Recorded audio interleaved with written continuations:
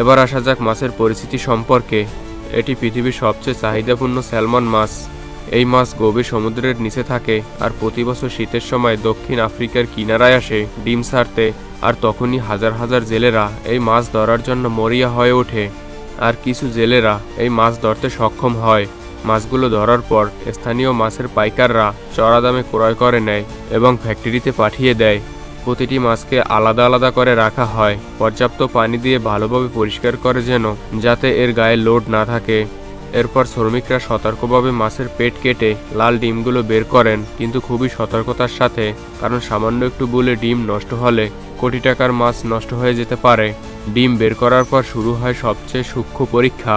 প্রতিটি ডিমকে একেবারে ধীরে ধীরে পর্যবেক্ষণ করা হয়। রং, আকার, দীপ্তি সবকিছু মনোযোগ দিয়ে পরিমাপ করা হয়। উন্নত যন্ত্রপাতি ব্যবহার করে ডিমের অভ্যন্তরীণ গঠন, স্থায়িত্ব এবং সম্ভাব্য আকার নির্ধারণ করা হয়। এমনকি ডিমের সূক্ষ্মতম ফাটল বা অমিশ্রণতা খুঁজে বের করা হয়।